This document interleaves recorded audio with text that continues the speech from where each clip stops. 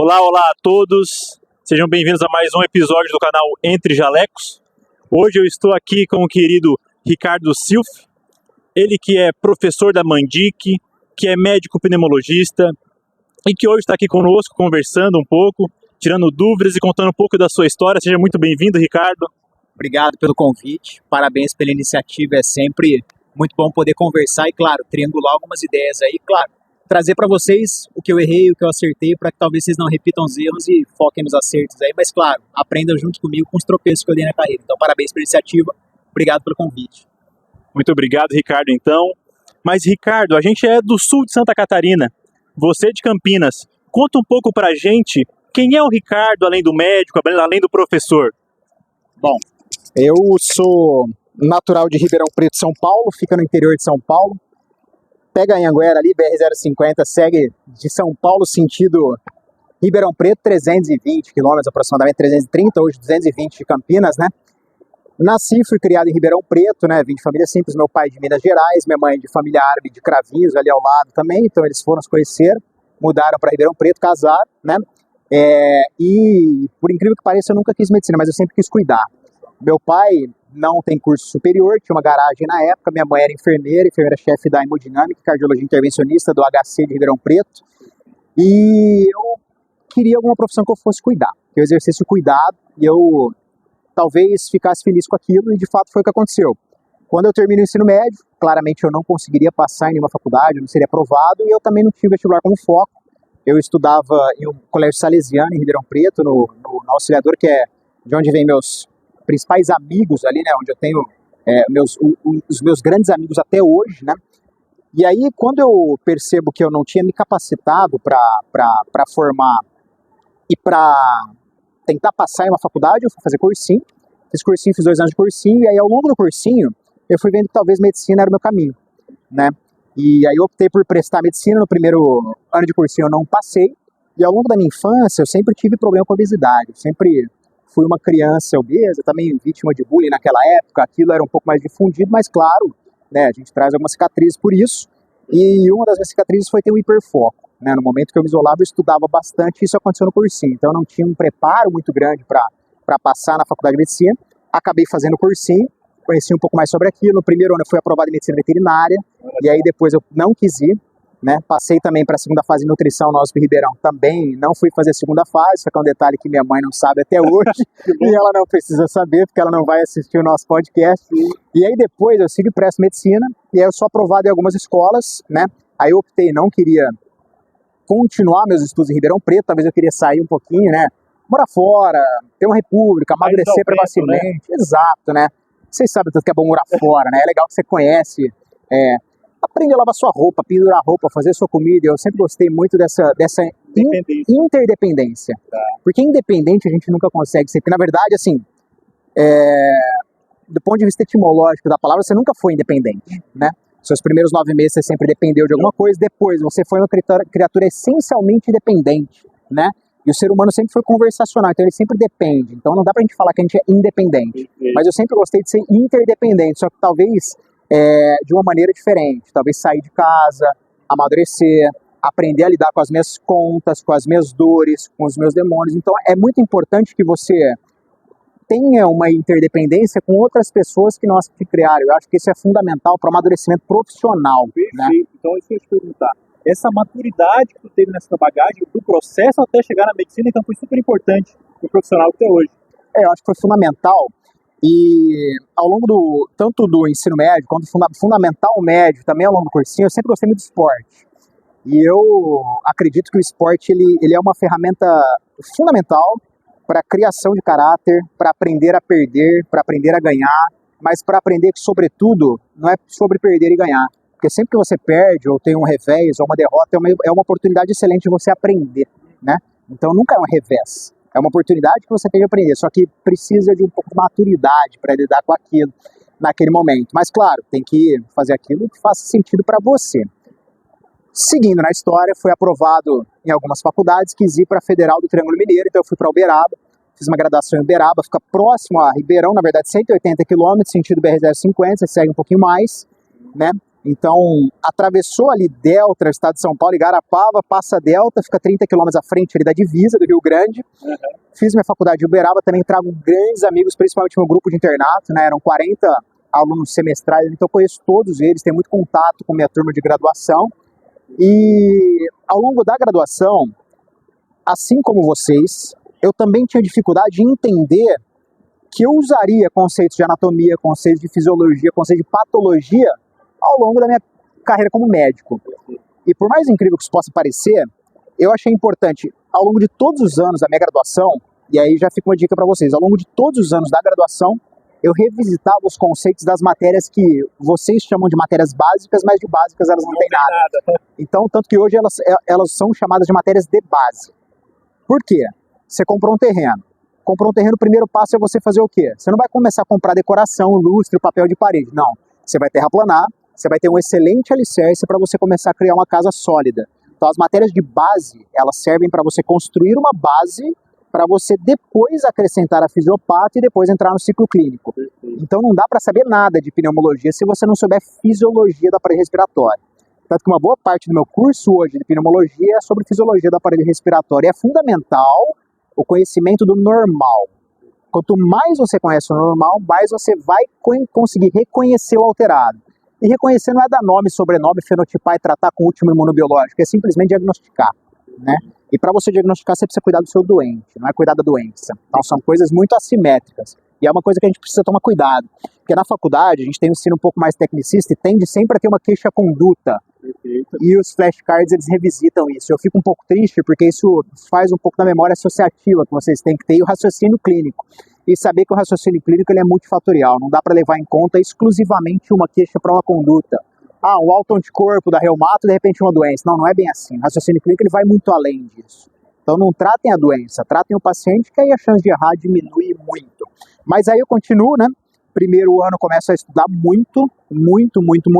Estudava 6 dias por semana, folgava um, né? E eu saía na faculdade no máximo 2 dias por semana, mas tentava ter uma rotina um pouco mais regrada de estudos e não deixava para a prova. Claro que na prova a gente tenta dar um gás ali para ser aprovado, que é um pedágio ali que vai bloquear a gente seguir a estrada, né? Então a gente entende que existe essa visão por parte do estudante, eu também tinha essa visão, mas eu acredito que seja importante se a gente, quando a gente fala tem alguns termos, né?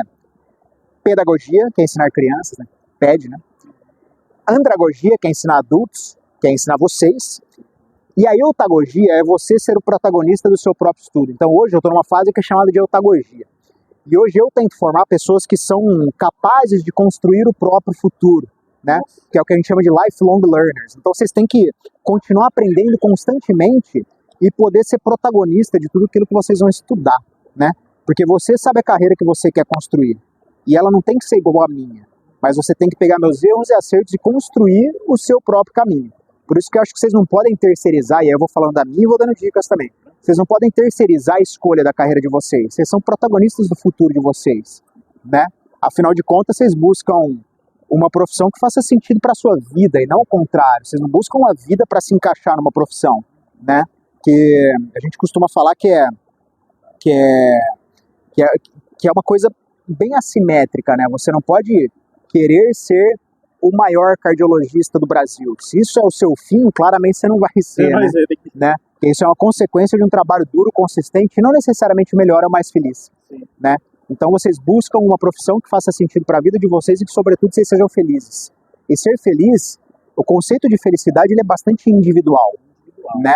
Então vocês, ao longo da graduação, precisam começar a ter, né, um maior poder de escolha para ditar o que o futuro quer trazer para vocês mais claro. E aí eu fiz todo esse parêntese para falar para vocês que ao longo da carreira de vocês têm que ser protagonistas do futuro de vocês. Só que não tem como você ver importância numa matéria, por exemplo, metodologia científica, pesquisa em saúde. Se você não entende a finalidade daquilo, você não vai querer seguir aquela estrada, porque a estrada é muito esburacada. Para que você vai querer saber razão de verossimilhança, calcular sensibilidade, especificidade, etc., sendo que você não entende que aquilo é fundamental para você. E aqui é um conceito importante da andragogia. Se você quer ensinar adultos, você tem que falar, olha, nós estamos saindo de um ponto A, chegando num ponto B, e este é o motivo de eu querer levar você até o ponto B. Então, se você não desconstrói o método e transparece aquilo para o seu estudante não vai querer saber, né? Então eu vi essa dificuldade ao longo da graduação e eu me questionava muito por isso. Só que eu era um cara um pouco mais fechado, ainda sou. Não parece, mas eu sou um cara um pouco fechado e eu tento buscar o porquê das coisas. E não simplesmente aceitar aquilo de maneira passiva.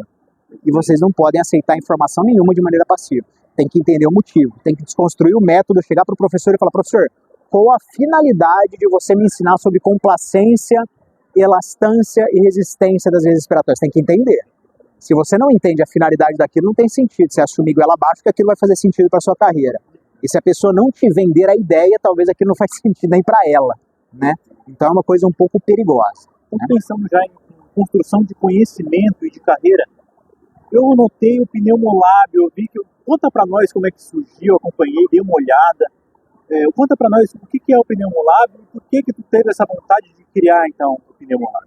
Na verdade, assim, depois que eu formei, eu fiz residência, mas a gente vai falar sobre isso, um pouquinho mais sobre minha carreira também, né, que eu quero trazer para vocês um pouco da minha jornada de carreira, mas eu fiz MBA executivo em saúde também no Einstein, assim que eu terminei meu mestrado, eu falo, poxa, eu não quero fazer doutorado, e aí eu sou meio um pouco anarquista da academia, por quê? Porque eu tentei seguir um pouco mais a carreira executiva e tentei aprender um pouco mais em gestão e acabei gerindo alguns projetos. E dentro dessa estratégia de posicionamento, você tem uma estratégia que é chamada de multi-channel e uma estratégia que é chamada de omni-channel. E você não tem que ser lembrado quando os outros procuram por você. Talvez você precisa se posicionar para as pessoas esbarrarem em você e falarem, poxa, talvez essa é a pessoa que eu devo consultar, né? Então é uma estratégia que a gente chama de posicionamento omnichannel, em que você, quando procura um pneumologista, você vai me encontrar, talvez, no Instagram, no LinkedIn, no TikTok eu não estou muito bem posicionado e talvez não tenha tanto interesse, mas deveria, né? Então são estratégias de você plantar uma semente sua em cada lugar. No Spotify eu estou bem posicionado também, nós estamos com um podcast que tem maior número de plays no Brasil em pneumologia, tanto que ele foi até publicado aqui. A rede social também, a gente trouxe a Casuística, a nossa rede também. Então, dentro de um funil, é uma estratégia para as pessoas coparticiparem, né? E essa coparticipação traz uma sensação que vocês precisam ter hoje em dia, principalmente a geração de vocês, que é a sensação de pertencimento. Perfeito. Então, se eu trago vocês para um ecossistema, não adianta eu trazer vocês e falar, ó, é assim e ponto. Não, eu tenho que trazer vocês e deixar que vocês interajam com aquilo, que aquilo faça sentido para vocês e que vocês tenham um pertencimento àquele ecossistema. Então isso é importante, tá? Então o Pneumolab é um hub dentro do meu perfil em que eu trago pessoas e falo, olha, dentro do meu perfil tem X mil pessoas que me acompanham, vocês são os que têm mais interesse, então eu quero que vocês ventilem mais ideias pneumológicas. E aí dos de vocês, alguns interagem, alguns não, mas o mais importante é o contato, porque o contato é o mais importante para a gente aprender. Quanto mais contato vocês têm, melhor. Então vamos lá. Hoje eu estou posicionado no YouTube com o meu canal, que é o Aurora Med. Estou posicionado no Instagram, estou posicionado dentro do Instagram com o Pneumolab, estou posicionado no LinkedIn, então faz parte de uma estratégia de posicionamento. Isso, e aí eu gero um ecossistema com a minha persona. Só que dentro daquela persona, vocês devem ter percebido em alguns momentos que tem algumas pessoas que são personas que estão dentro de redes sociais e mídias digitais, que aí quando você vai encontrar com ela no pessoal, você não encontra aquela persona. Então você tem que tomar muito cuidado com esta assimetria. Se você não vai conseguir sustentar o que você está plantando como persona numa rede social, é melhor você não se aventurar. Então, assim, quando você me encontra no congresso, quando a gente conversa, eu quero que você entenda que eu sou a mesma pessoa que está lá. E aí, dentro das redes sociais, tem algumas estratégias de posicionamento para você sustentar essa persona, né? Então, lá não é um personagem que eu estou criando, lá sou eu, estou exposto de algumas maneiras diferentes e estou conversando com canais diferentes de maneiras diferentes. Então, é uma estratégia chamada de Omnichannel, onde eu estou posicionado em diferentes hubs, e aí eu consigo triangular ideias com pessoas diferentes de maneiras diferentes.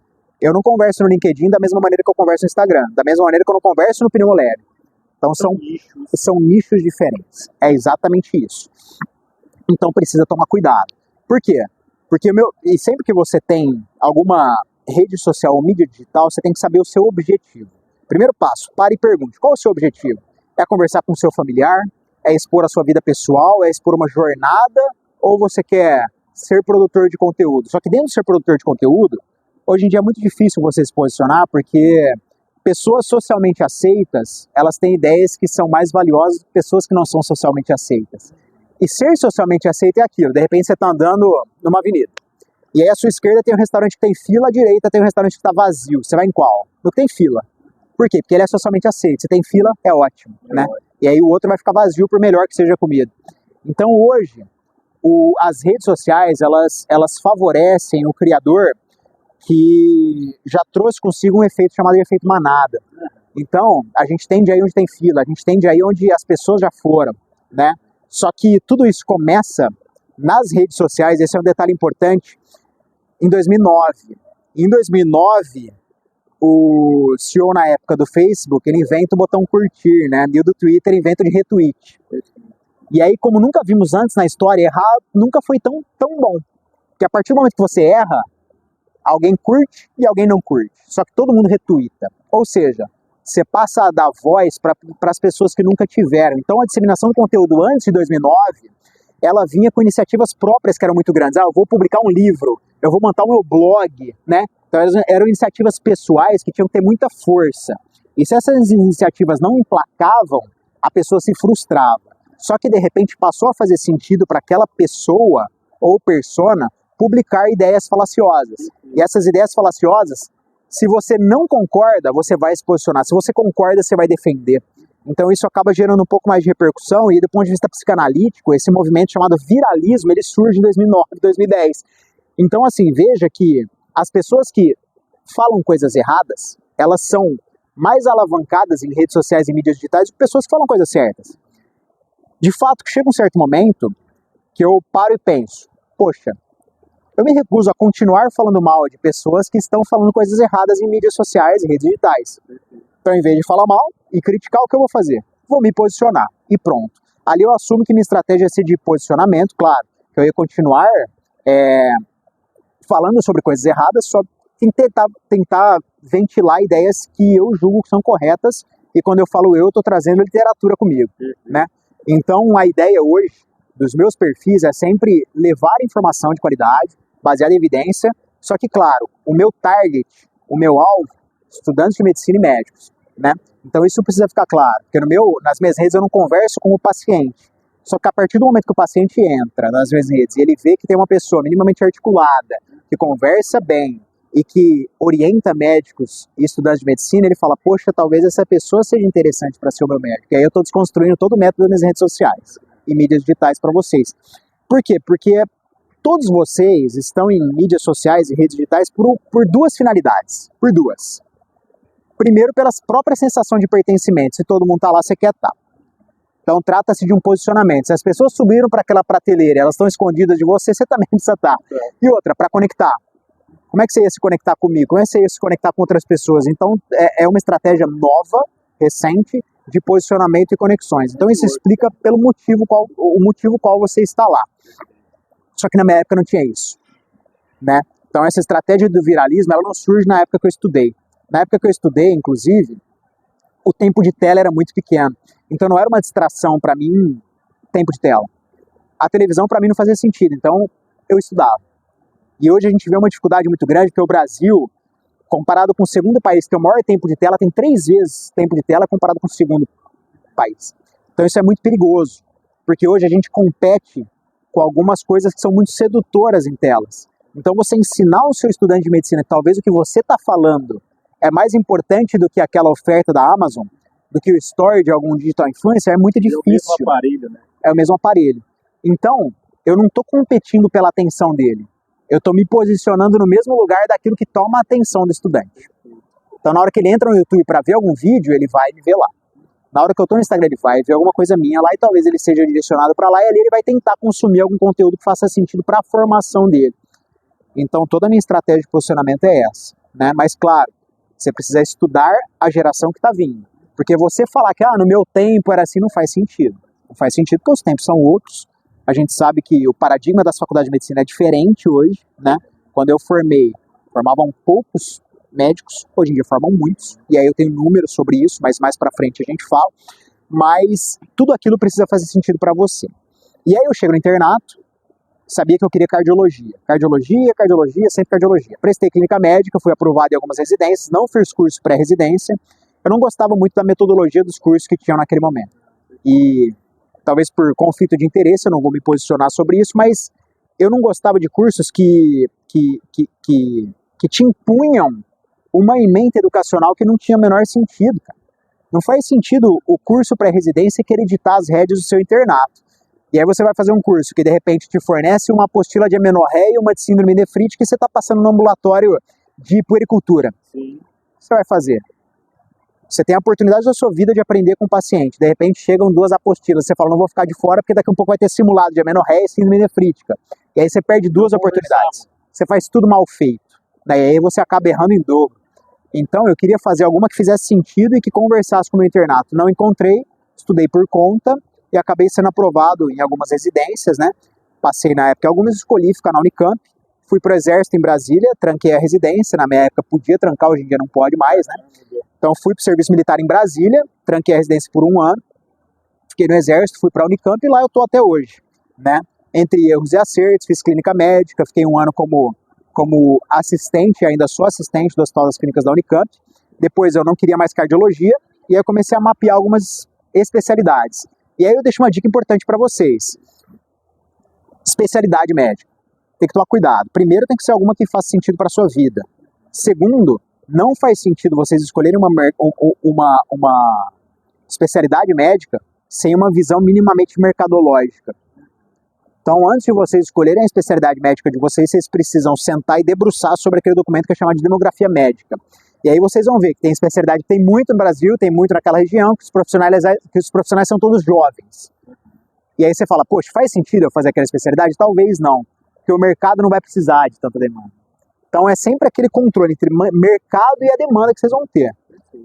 E aí eu começo a mapear algumas especialidades dentro da pneumologia, dentro da clínica médica e falo, poxa, talvez pneumologia seja uma grande oportunidade. Quando a gente fala em funil, nós estamos falando em nicho, e nicho traz oportunidade. Então se o mercado trouxe uma oportunidade para você, você tem que abraçar. Só que aí, dentro da pneumologia, eu percebi que é uma especialidade muito híbrida, né? Você pode fazer procedimento, passar visita em enfermaria, fazer consultório e ensino. Eu vi dentro do ensino uma oportunidade muito grande, porque é uma coisa que poucas pessoas gostam de fazer, poucas pessoas têm paciência, mas eu acho que é uma coisa que você gosta de fazer exponencial. Você tinha me perguntado, como que esse cara chegou até o ensino, né? Quando você atende paciente, claro, você toca uma alma, você faz aquilo olhando a pessoa, mas quando você faz o ensino, você olha exponencialmente para várias pessoas e você tem a oportunidade de construir futuros junto com você. Só que ao mesmo tempo você tem que tomar muito cuidado, porque todo estudante traz consigo um sonho.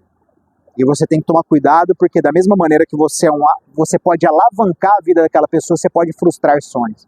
Então ser professor é transitar numa linha muito tênue entre a pessoa que constrói e a pessoa que semeia. Então é bem perigoso isso, né? E a educação, ela resgata o extraordinário que a vida tem, né? Porque a educação, ela transforma. A educação, ela transforma. Vocês sabem do que eu estou falando, a educação transforma vidas, o esporte dignifica, te traz disciplina. Então acho que são verticais muito importantes que a gente tem que alavancar dentro da nossa vida. O estudo não pode parar nunca. Vocês estão fazendo medicina hoje, não tem nenhuma especialidade médica que vocês vão fazer que vocês vão deixar de estudar em algum momento, né? Da mesma maneira, a gente precisa tomar cuidado porque em muitas das vezes, ao longo da minha carreira, você acaba correndo atrás de objetivos que são às vezes financeiros, que são materiais, e isso é errado. Que é naquele momento que você deixa de cuidar de você passa a correr atrás de bens, sendo que aquilo não tem muito mercado. Se a gente lembrar da gênese do dinheiro, que é lá da sua terra, né? Começou como? De repente, eu não vou carregar mais um carneiro para dar de presente para aquela pessoa que me entregava um tempero, né? Então as coisas começam a ser trocadas por especiarias, né? Não vou levar mais um gado para aquela pessoa, vou trocar por especiarias. Então as trocas eram diferentes, de repente surge o dinheiro. E o dinheiro, na verdade, é uma artificialidade que o ser humano inventou para trocar bens. Então assim, se você for pensar que você está usando a medicina como atividade de fim para conquistar um bem financeiro, talvez você está no caminho errado, né? Então, os profissionais que eu conheço que são os mais felizes, eles fazem medicina e exercem aquilo de maneira feliz, e não os que correram atrás de um bem financeiro. Então precisa tomar cuidado com essa linha muito tênue. Eles correm e nunca chegam. Exatamente. E tem que lembrar, principalmente nesse período que vocês estão entrando agora, vocês vão formar. Formou. A primeira moeda que vocês vão ter é o tempo de vocês. Porque vocês vão formar e de repente vocês vão começar a trabalhar. E aí vem plantão, plantão, plantão, plantão. Só que de repente você está ausente do plantão, você não ganha. E o plantão você só ganha quando você está com o taxímetro ligado, né? Quando você está funcionando. Se de repente você deixa de funcionar, o que acontece? Então você tem que encontrar um equilíbrio entre vida pessoal, vida profissional e buscar alguma coisa que faça sentido para vocês. E buscar alguma coisa que faça sentido para vocês não necessariamente passa por fazer uma residência. A residência você tem que fazer se você gostar daquela especialidade e tiver desejo por aquilo. Para ao final você poder falar que você teve prazer em fazer aquela residência. Não faça empurrado. Espere o melhor momento da sua vida. Você tem que lembrar que não é igual quando você parou para fazer o cursinho lá atrás. Quando você para fazer o cursinho, você tem um objetivo rápido, que é o quê? Passar na faculdade. Quando você para fazer residência, você continua trabalhando, você consegue seu arrimo de família, você consegue juntar o seu dinheiro, ser feliz, exercer a medicina enquanto você presta a sua residência. Então não precisa ter pressa. A gente tem pressa para correr atrás de alguma coisa que talvez alguma coisa utópica. Né? O Jim Carrey mesmo deu uma frase interessante que ele falou: nossa, eu queria que todo mundo fosse rico e famoso, para ver que na verdade o arco-íris não é o final lá, né? Então assim, chegou lá, tá rico e famoso, beleza, teve depressão, não ficou infeliz. Então precisa tomar cuidado, porque quando a gente gera grandes expectativas com alguma coisa e aquela expectativa é frustrada, você tem que tomar muito cuidado. Você tem que lidar com a frustração, né? E saber que às vezes riqueza, fama não é o bastante, né? Então é entender que a felicidade está no trajeto, está nas pequenas coisas, está nos contatos, está nos encontros, está nos sorrisos, nos abraços. Então se você estiver aproveitando o seu dia a dia na medicina, você está sendo feliz, né? Então acho que a principal mensagem aí é: seja feliz na carreira de vocês, independente do que vocês cursem, vocês façam, aproveitem a jornada e cuidado com as pressões sociais. Olhou para o lado, todo mundo fez residência, não, tem que fazer também. Não, calma, sua vida é você que vai construir. Você não conhecia aquelas pessoas antes do cursinho, então você não precisa seguir o trajeto delas, você precisa viver seu sonho, né? Então viver o seu sonho é o mais importante, só que cada sonho tem um processo, né? Ah, eu quero fazer esporte. Não, a finalidade é o Ironman. Não, a primeira é caminhada. Caminhou, beleza, avança um pouquinho, corre um pouquinho. Faz sentido para você correr? Não, não gostei, então não corre. Né? Aquilo tem que fazer sentido para sua vida. Porque viver o sonho do outro é uma coisa muito perigosa, né? Porque quando você chega na finalidade daquele sonho, você tem um alívio. Porque você viveu o sonho do outro, você não tem prazer, né? Então tem que tomar cuidado entre alívio e prazer. Essa linha é muito tênue que traz o sonho dos outros e o seu, né? Confunde bastante hoje em dia. Exato, exato. Pessoal, agradecer enormemente o Ricardo Obrigado, por ter topado conversar com a gente aqui. Uma conversa que fluiu para vários setores. É isso. Vai estar convidado certamente a uma próxima conversa, talvez de uma forma remota por Meet. Quem sabe a gente consegue levar ele para a Unesp para conversar de perto com todos e ter essa oportunidade de dividir tanto conhecimento que esse cara dividiu com a gente. Muito obrigado, até a próxima. Valeu, pessoal, valeu. Obrigado pelo convite.